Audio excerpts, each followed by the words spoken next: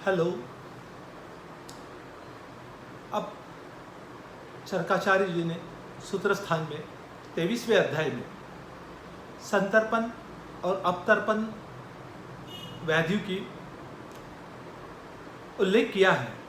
तो ऊपर में अपन ने पढ़े हैं संतर्पण नहीं।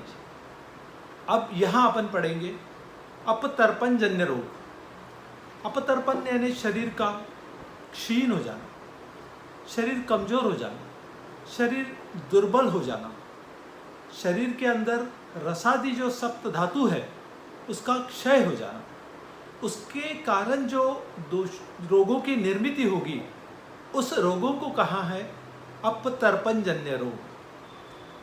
अपतर्पण जन्य रोगों में अपने क्यों होता है यह बताते हुए शर्काचार्य जी ने विशेष कहा है कि आहार की कमी के कारण जो पौष्टिक आहार अपने को लेना चाहिए, जिस तरीके से अपने को प्रोटीन मिलना चाहिए वो प्रोटीन शरीर में नहीं मिलता, जिस तरीके से कार्बोहाइड्रेट मिलना चाहिए उस तरीके से कार्बोहाइड्रेट नहीं मिलता, शरीर में रसादी धातुओं का क्षय हो जाता है। क्यों होता है? क्योंकि जो आहार अपन ने लेना चाहिए, जो स्निग्ध आहार अपन ने लेना चाहिए वो नहीं होता।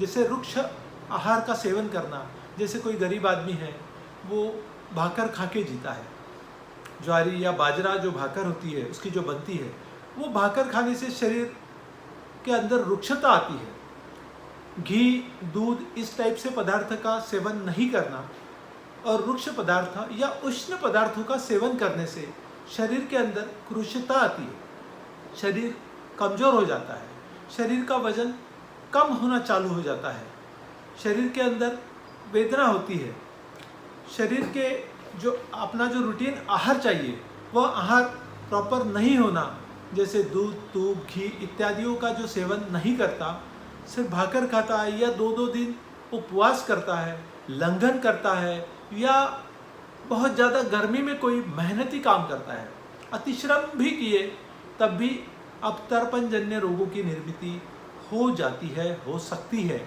ऐसा चरकाचार्य जी ने कहा है।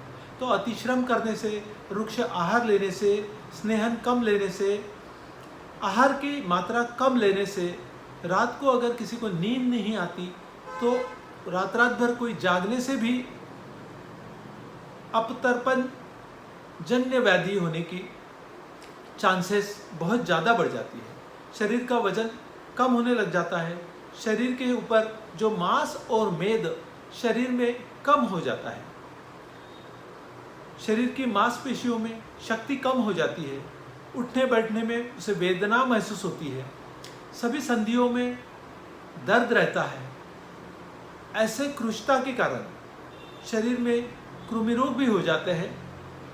कई जैसे शरीर के अंदर जो अपना इम्यूनिटी पावर है वो भी कम हो जाता है।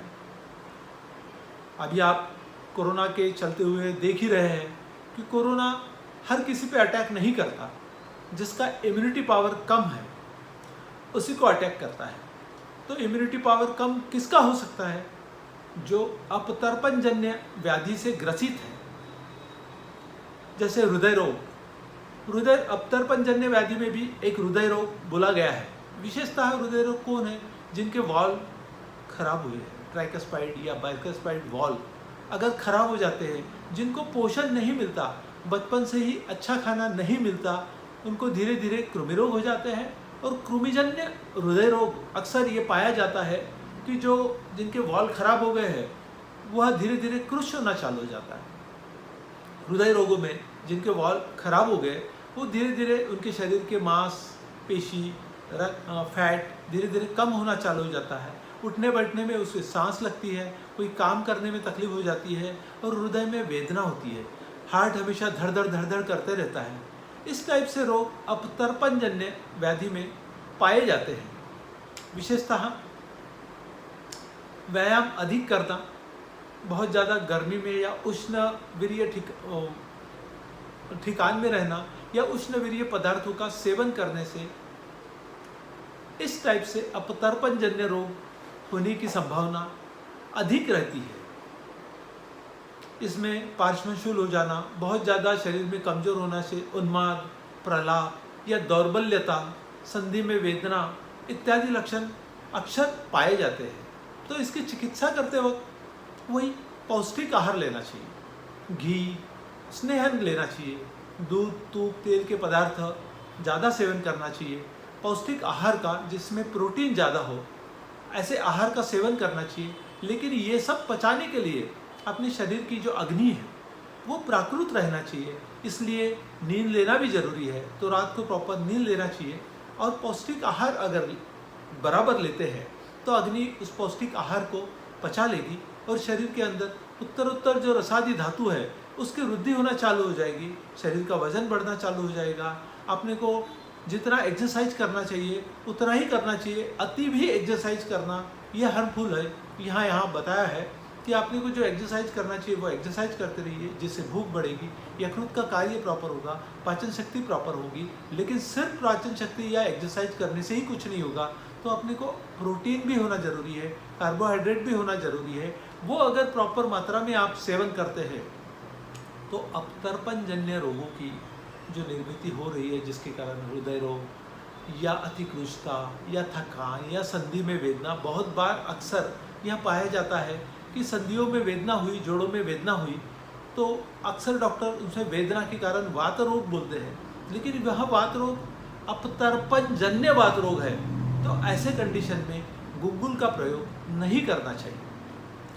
जो अपतर्पण जन्य वात है उसमें संधियों में अगर वेदना है तो महायोगराज गुग्गुल कभी भी नहीं देना चाहिए। यहाँ चिकित्सा करते समय संतर्पण व्याधि है या अपतर्पण व्याधि है यह देखना बहुत आवश्यक है, क्योंकि उसी के ऊपर सारा ट्रीटमेंट निर्भर करता है।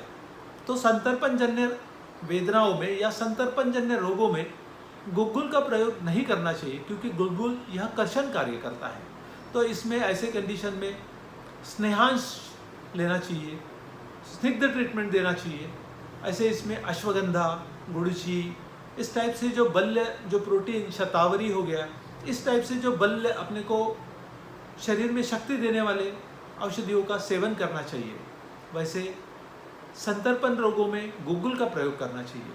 संतर्पण जन्य रोगों में गुग्गुल का प्रयोग करने से शरीर के अंदर जो मांस, जो वसा है, वह गुग्गुल के कारण कर्षण हो जाएगा और वजन कम होने के। तो अक्सर यह देखा जाता है कि ट्रीटमेंट करते समय आप ध्यान में रखो कि रोग यह संतर्पण है या अपतर्पण है। यह दोनों का निदान करना बहुत जरूरी है। प्रमेह रोग में भी जनरली यह संतर्पण जन्य होता है, तो उसमें गुग्गुल का प्रयोग आप कर सकते हैं।